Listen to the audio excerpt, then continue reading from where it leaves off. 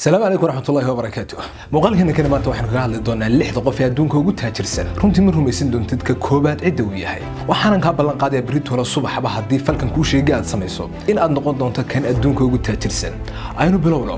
Kaalinta lixaad Bill Gates waa mulkiilaha shirkadda Microsoft. Una dhashay dalka Mareykanka waxa uu haystaa hanti gaadhaysa 132 bilyan oo dollar. Kaalinta shanaad Mark Zuckerberg waa ninka iskale Facebook, Instagram, WhatsApp waxa uu haystaa hanti gaadhaysa 135 bilyan oo dollar. Isaga laftiisuna waxa uu dhashay dalka Mareykanka ah. Iskana kala horeynta ragga adduunka ugu taajirsan kaalinta afraad waxa kaga jira Bernard Arnault. Waa ganacsade u dhashay dalka Faransiiska waxaanu madax ka yahay shirkadda LVMH. waxaanu haystaa hanti gaadhaysa 187.1 bilyan oo dollar. ninka saddexaad adduunka ugu taajirsan waa Elon Musk, waa mulkiilaha iskale shirkadda Tesla iyo sidoo kale shirkadda SpaceX. dhalashahan waxa iska dhalay aabba South Africana iyo hooyo Canadiana. sidoo kale waxa uu haystaa baasaboor Mareykana.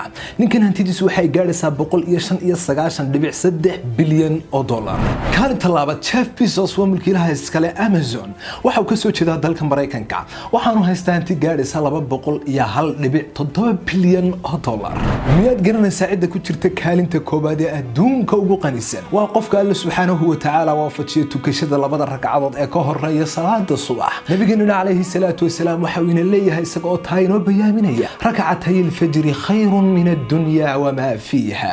labada ragcadood ee la tukado ee sunnaha ah ee salaada subax ka horeeya waxa ay ka khayr badan yihiin adduunyada tan ah iyo waxa yaala. waxaan Alle subxaanahu wa ta'aala ka baryaynaa inuu inoo waafajiyo inoo fudaydiyo tukashada labada ragcadood iyo sidoo kale dhammaan salaadaha faralka ah. muuqaalka kana faafay si umada khayrku wada gaaro laguna qoro ajarka cid waliba oo ku dhaqanta tukatana labada ragcadood mid la mid ah.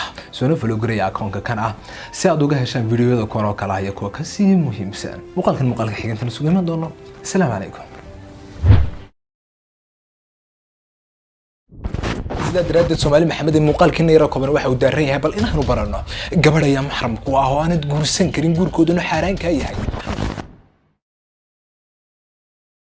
رجعنا واحد لا يحب أرجع لي قارب أنا إذا كم ده بريرة برطول السنة إيه إذا موقال كان لما إذا وين كل شيء جدا الضمر كم حرم تقواه يعني تقول سنكرين إن شاء الله بإذن الله كريم بريتولة هلو سوديان. السلام عليكم. مقالك إن شاء الله تروح نكون فعلنا الفيديو أدو بهاي براه برشيدة أو أين نبرت أقول السنة السادير كده يضو اسكو دول هيد هذا يركب واباه لنا الشيء يجوا سنكري سأنا جهر تقنين إن بدأ قارنا برته لستانه بريرهود waxaan muuqaalkina kana ku soo tabin doonaa maxaarimta rag way leeyihiin. waxaana nu kala qaadi doonaa saddex qaybood. qaybta koowaad waxa weeyaan maxaarimtaada xagga nasabka, yaani qolay xaraan ka tahay guurkoodu sababtuna ay tahay dhiig aad wadaagtaan. koow waxa ugu horeeya hooyada iyo ayeeyinka. laba hablahaaga iyo hablahada woogo tahay. saddex hablaha aad walaalaha tihiin. afar habaryaraha. shan edooyinka. lix hablaha abtiga ruma u tahay. toddoba hablaha adeerka ruma u tahay. qaybta labaad ee maxaarimtaada kamid ahayna waxa weeyaan ku aadnaaska wada nuugteen. waxaana shalay toban soo tabaxna xadiiska nabiga alayhi salaatu wasalaam kulliyahay yuhramu min ar-ridaa'i ma yuhramu من النسب ومعنى هدي هي الناس كله وده النوجا وحى وحران تنمية وحى وديق وحران تنمية. طلعت استحدنا حيان قلوب جور كله كاجا حران هي إذنك واحدة وحنا وجه رئيس كو صدقها يعني قبل تقبته هو يدير الله بقى إنكابو إنن توقبه صدق آيات أبو أفر قبل تقبته إنن تعيد الشيء جور كده وكا حران بالشرط سلكين وأنا تساركتين هو يدير صار قلت فهميسه shan iyana sidoo kale waxa ka xaraan inaad laba hablood oo walaalaha mar wada guursato waad kala guursan kartaa ama haddii mid xaqi u yimaado talabaad xigsiisan baa lagu siin karaa asa ahaatee tiyo noolena tu kala dul keentaa waa xaraan waqti caawiye muuqaalka halkaas uu ku diliyay shartii filowdan iyo leeylaan. Assalaamu calaykum.